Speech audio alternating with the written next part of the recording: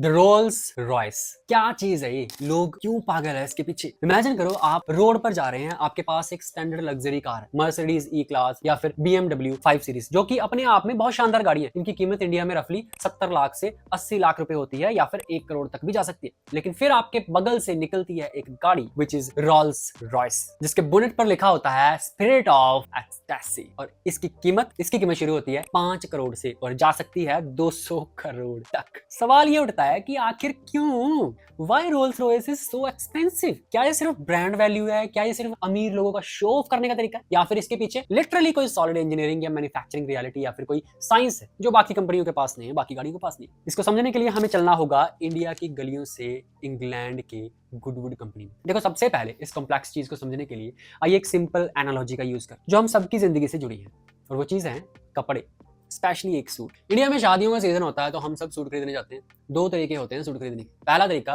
Readymade, किसी mall में जाओ, किसी भी ब्रांड के शोरूम में घुसो, वहां पे रैक पर हजारों सूट लटके हुए हैं, standard size, small size, medium, large, extra large. आप एक सूट उठाओ, ट्रायल रूम में जाओ, चेक करो, थोड़ा बहुत लूज है तो दुकानदार कहता है ठीक है सर, कोई नहीं, फिटिंग करवा दो।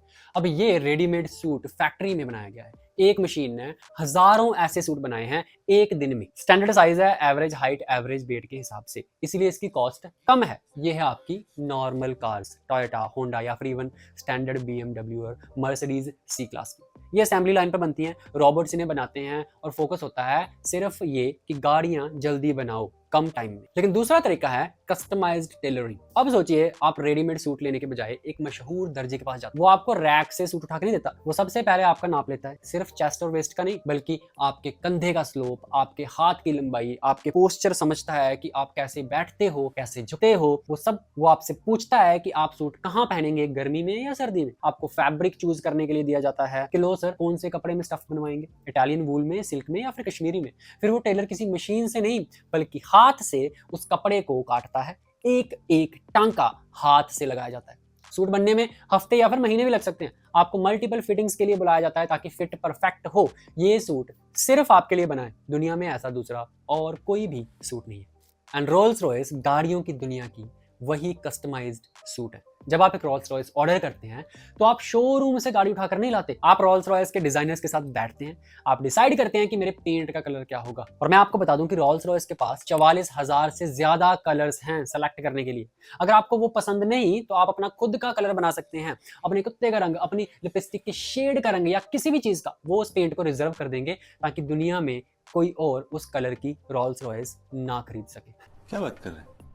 जहां पे एक टोयोटा कैमरी बनने में 17 से 30 घंटे लगते हैं, वहीं एक रोल्स रॉयस को बनने में एवरेज 6 महीने लगते हैं। ये फर्क है प्रोडक्शन और क्रिएशन का। मास प्रोडक्शन में गोल होता है स्पीड और वॉल्यूम, रोल्स रॉयस में गोल होता है परफेक्शन। और दोस्तों, परफेक्शन में वक्त लगता है और वक्त ही सबसे महंगा रिसोर्स है। इसलिए रोल्स रॉयस महंगी है, क्योंकि आप सिर्फ गाड़ी के पैसे नहीं दे रहे, आप उस वक्त और अटेंशन के पैसे दे रहे हैं जो उसको बनाने में लगाया गया। लेकिन ये तो सिर्फ ऊपर ऊपर की बात हुई। असली कहानी शुरू होती है जब हम इसके मेटल के अंदर झांकते हैं।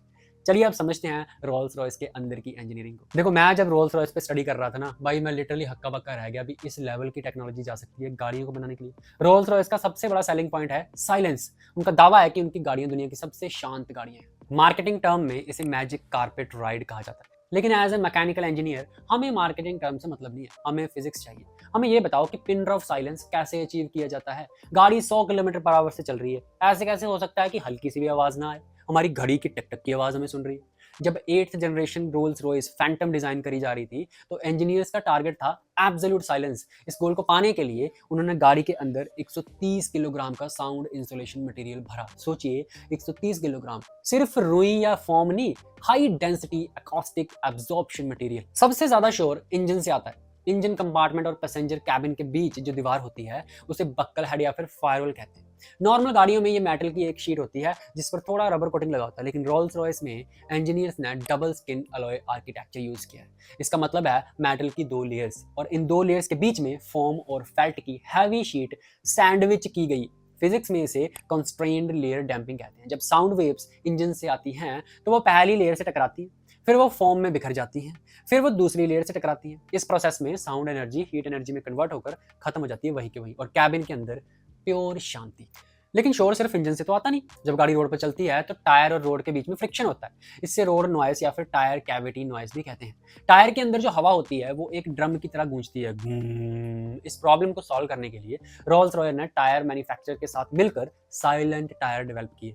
इन टायर्स के अंदर रबड़ के नीचे फोम की एक मोटी लेयर चिपकाई गई है। ये फोम टायर के अंदर की हवा को गूंजने से रोकते हैं। इस टेक्नोलॉजी ने कैबिन के अंदर के शोर को 9 डेसिबल्स तक कम कर दिया। अब यहाँ पे ना एक बड़ी इंटरेस्टिंग इंडस्ट्रियल रियलिटी सामने आती है। जब इंजीनियर्स ने नई रोल्स रॉयल गोस्ट का प्रोटोटाइप बनाया तो उन्होंने उसे इतना शांत बना दिया कि वो एनीक्विक चैम्बर बन गया, मतलब एक ऐसा कमरा जहां कोई आवाज नहीं। जब टेस्ट ड्राइवर्स ने इस गाड़ी को चलाया तो उन्हें उल्टियां आने लगी और वो डिसओरिएंटेड फील करने लगे। इसका रीजन बायोलॉजिकल है। हम इंसानों को बैलेंस बनाए रखने के लिए थोड़ी बहुत एम्बिएंट नॉइस की आदत होती है। जब माहौल बिल्कुल शांत होता है पर गाड़ी चल रही है तो हमारे कान हमारी आंखों के बीच कंफ्यूजन पैदा हो जाता है। इंजीनियर्स को समझ आया कि एब्सोल्यूट साइलेंस अननेचुरल है। ये तो पंगा कर दिया यार हमने। उन्हें वापस ड्राइंग बोर्ड पर जाना पड़ा। उन्होंने गाड़ी को थोड़ा शोर करने के लिए रीडिजाइन किया। उन्होंने रियर सीट फ्रेम्स और डिग्गी के कंपोनेंट्स को ट्यून किया ताकि वो एक स्पेसिफिक लो फ्रीक्वेंसी पर वाइब्रेट करे। उन्होंने एक विस्पर क्रिएट की, एक सॉफ्ट कंटिन्यूस साउंड जो पैसेंजर को कंफर्ट फील कराए बिना डिस्टर्ब किए। इसे कहते हैं mind blowing technology. Sound engineering का वो हिस्सा जो ह्यूमन साइकोलॉजी से डील करता है। ये लेवल की डिटेलिंग ही रोल्स रॉयस को एक्सपेंसिव बनाती है भाई। अब आप कहोगे ठीक है यार, रुई रुई भर दी हर जगह, आवाज रोक दी, बस बन गई रोल्स रॉयस, मैं अपनी मारुति में लगा लूंगा इतनी रुई, आवाज आने नहीं दूंगा। तो अब बात करते हैं राइड क्वालिटी की। रोल्स रॉयस को मैजिक कारपेट कहा गया है, मतलब चाहे रोड कैसा भी हो गाड़ी हिलनी नहीं चाहिए। इसके लिए रोल्स रॉयस गोस्ट में एक नई टेक्नोलॉजी इंट्रोड्यूस की गई, प्लानर सस्पेंशन सिस्टम। ये सिस्टम 3 चीजों का कॉम्बिनेशन है, हार्डवेयर, सॉफ्टवेयर और कैमरास। अब देना ध्यान, जिसने मेरा भी दिमाग घुमा दिया। स्पेसिफिकली मैकेनिकल इंजीनियर सुन लो। नॉर्मल सस्पेंशन सिस्टम में डबल विशबोन सेटअप होता है। उसमें एक अपर कंट्रोल आर्म और एक लोअर कंट्रोल आर्म होती है जो व्हील को चैसी से जोड़ती है। शॉक एब्जॉर्बर बड़े झटकों को रोक लेते हैं। लेकिन इंजीनियर्स ने नोटिस किया कि जब गाड़ी छोटे छोटे बम्प पर चलती है तो सस्पेंशन के रबर बुशिंग्स पूरी तरह से वाइब्रेशन अब्सॉर्ब नहीं करते। ये वाइब्रेशन चैसी तक पहुंचकर पैसेंजर्स को फील होते हैं कि भाई साहब गाड़ी गड्ढे में गई है। इसे रोकने के लिए रोल्स रॉयस ने दुनिया में पहली बार अपर विशबोन डैम्पर लगाया। ये बेसिकली एक मास डैम्पर है। ये एक छोटा सा वेट है जो अपर विशबोन के ऊपर एक रबड़ हिंज के साथ लगा होता है। अब कॉन्सेप्ट ये है, जब रोड से वाइब्रेशन आती है तो ये मास डैम्पर ऑपोजिट डायरेक्शन में वाइब्रेट करता है। फिजिक्स में इसे ट्यून्ड मास डैम्पिंग कहते हैं। वही कॉन्सेप्ट जो बड़े स्काई स्क्रैपर्स को भूकंप में गिरने से बचाने के लिए यूज होता है। ये एक छोटा सा डिवाइस हाई फ्रिक्वेंसी वाइब्रेशन को कैंसल आउट कर देता है। बवाल चीज है बे। बात यहाँ तक नहीं है, ये तो मैकेनिकल हो गया। हार्डवेयर काफी थोड़ी है। रोल्स रॉयस ने रिएक्टिव नहीं प्रोएक्टिव बनाया चीजों को। मतलब गड्ढा आने के बाद शॉक अब्सॉर्ब नहीं करना, गड्ढा आने से पहले ही सस्पेंशन सिस्टम को तैयार कर दो कि भाई गड्ढा आने वाला है। इसके लिए यूज होता है फ्लैग बैरल सिस्टम। गाड़ी के विंडशील्ड में स्टीरियो कैमरास लगे होते हैं जो रोड को स्कैन करते हैं। ये सिस्टम रोड के सरफेस को पढ़ता है। अगर आगे कोई गड्ढा या बंप दिखता है तो ये सस्पेंशन सिस्टम कंप्यूटर को सिग्नल भेजता है उसी टाइम। सस्पेंशन सिस्टम उस स्पेसिफिक व्हील को नरम कर देता है या फिर एडजस्ट कर देता है जो उस खड्डे में जाने वाला है, खड्डे में जाने से पहले ही। ये सब कुछ मिली सेकंड्स में होता है, 10 किलोमीटर पर आवर की रफ्तार पर। ओ यार भाई, इस गाड़ी की कीमत वाकई जायज है। चलो इतना भी छोड़ो यार, इवन गाड़ी का गियर बॉक्स तक जीपीएस से जुड़ा होता है। गाड़ी को पता है कि आगे रोड के ऊपर कर्व आने वाला है या फिर चढ़ाई आने वाली है। नॉर्मल ऑटोमेटिक कार्स में जब आप चढ़ाई पर जाते हैं तो गाड़ी स्पीड लूज कर देती है, फिर गियर बॉक्स डाउन शिफ्ट करता है, इसमें झटका लगता है। रोल्स रॉयस का sat system GPS data use करके पहले ही सही गियर सेलेक्ट कर लेता है। ड्राइवर को पता भी नहीं चलता कि गियर चेंज हो गया। गाड़ी हमेशा परफेक्ट गियर में रहती है। इसे कहते हैं इंजीनियरिंग इंटीग्रेशन। लेकिन ठीक है, सस्पेंशन सिस्टम बढ़िया बना दिया, इसका मतलब ये थोड़ी है कि यार 200 करोड़ पे चार्ज कर लोगे। बिल्कुल कर सकते हैं भाई, उसका कारण अभी बताता हूँ। अब आते हैं पावर पर। रोल्स रॉयस की पहचान है उसका 6.75 litre twin turbo V12 engine. आज जहां दुनिया इलेक्ट्रिक और हाइब्रिड की तरफ जा रही है, रोल्स रॉयस V12 पर ही क्यों टिकी हुई है? रीजन है बैलेंस। मैकेनिकल इंजीनियरिंग में हम पढ़ते हैं इंजन बैलेंसिंग, इंक्लाइंड 4 इंजन। इसमें सेकेंडरी इंबैलेंस होता है, इसलिए वाइब्रेशन होती है। V6 इंजन, इसमें रॉकिंग कपल होता है। V8 इंजन, इसमें क्रॉस प्लेन क्रैंक की वजह से रंबल होता है। लेकिन V12 इंजन परफेक्ट होता है एकदम। ये बेसिकली 2 इनलाइन 6 इंजन्स को जोड़कर बनाया जाता है। इसमें प्राइमरी और सेकेंडरी फोर्सेस परफेक्टली बैलेंस होती है। इसमें कोई वाइब्रेशन नहीं होती। इस स्मूथ इंजन का सबसे मशहूर सबूत है क्वाइन बैलेंसिंग टेस्ट। ये तुम भी देखना यार यूट्यूब पे जाके। कहा जाता है कि आप रोल्स रॉयस के इंजन पर एक सिक्का खड़ा कर दो और इंजन स्टार्ट करो, सिक्का गिरना तो दूर की बात है, हिलेगा भी नहीं इंजन स्टार्ट होने पर। लेकिन क्या ये सच है? जी हाँ, ये काफी हद तक सच है और कई वीडियोस में ये प्रूव भी हो चुका है। ये दिखाता है कि इंजन की मैन्युफैक्चरिंग टॉलरेंसेस कितनी टाइट है। क्रैंकशाफ्ट की मशीनिंग माइक्रोन्स में होती है। पिस्टन का वेट एकदम बराबर मेंटेन किया जाता है ताकि वो इम्बैलेंस ना हो। Historically Rolls Royce engine world war 2 के स्पिटफायर प्लेन्स में यूज होते थे। फोर्ड जब इन इंजन्स को लाइसेंस पर बना रहा था तो उन्हें बहुत प्रॉब्लम्स आई थी, क्योंकि रॉल्स रॉयस की टॉलरेंसेस मास प्रोडक्शन टॉलरेंसेस के कहीं ज्यादा स्ट्रिक्ट है। वहीं एरोस्पेस लेवल प्रिसीशन आज भी उनकी कार्स में दिखती है भाई। अब दोस्तों 5 माइक्रोन टॉलरेंस मेंटेन करना कोई आम बात नहीं होती। इसके लिए आपको हाई एंड सीएनसी मशीन्स की जरूरत पड़ती है और इन्हें हैंडल करने के लिए प्रीमियम मशीनिस्ट की भी। तो अगर आप भी वो मशीनिस्ट बनना चाहते हैं तो मैकवेदा आपके लिए है। मैकवेदा मेरी वेबसाइट है जहां से जाके आप मेरा first online CNC turning course checkout कर सकते हैं। ये एक फुल फ्लैज ऑनलाइन कोर्स है उनके लिए जो सीएनसी टर्निंग मशीन को बिल्कुल जीरो से सीखना चाहते हैं। इसमें मैं आपको बहुत ही बेसिक से लेके एडवांस लेवल की चीजें सिखाऊंगा विद सिमुलेटर। ये कोर्स प्री रिकॉर्डेड क्लासेस के साथ आता है, इसलिए टाइम का कोई झंझट नहीं है। आप घर बैठे बैठे कभी भी कोई भी क्लास अटेंड कर सकते हैं। तो अभी मेरी वेबसाइट पे जाके कोर्स चेकआउट जरूर करें। आप डिस्क्रिप्शन में दिए गए लिंक से हमारी मैकवेदा सीएनसी क्लासेस की एंड्रॉइड ऐप भी डाउनलोड कर सकते हैं। Back to the topic, engineering के बाद आता है वो फैक्टर जो रोल्स रॉयस को लग्जरी बनाता है। रोल्स रॉयस पर आपने अक्सर एक पतली सी लाइन देखी होगी जो गाड़ी की लंबाई में चलती है, इसे एक कोच लाइन कहते हैं। दूसरी कंपनीज विनाइल स्टिकर्स यूज करती है या फिर रोबोट से पेंट करवाती है ऐसी चीजों के लिए। रोल्स रॉयस में ये हाथ से पेंट की जाती है और सालों तक ये काम सिर्फ एक आदमी करता था, Mark Court. Mark Court Goodwood factory में एक लेजेंड है। वो गिलहरी के बालों से बने हुए ब्रश यूज करता था इसे बनाने के लिए। वो इन ब्रशेस को खुद ट्रिम करता था। 5 मीटर लंबी लाइन बिना किसी स्केल या फिर रोबोट की मदद से सीधे हाथ से पेंट करना, ये एक सुपर ह्यूमन स्किल है। अगर उससे गलती हो गई तो पेंट तुरंत सूख जाएगा। अगर लाइन थोड़ी भी हिल गई तो पूरी गाड़ी को वापस रीपेंट करना पड़ेगा। कोई इरेजर नहीं होता, कोई कंट्रोल जेड नहीं होता। इसलिए मार्क कोट की सैलरी 6 फिगर होती है भाई।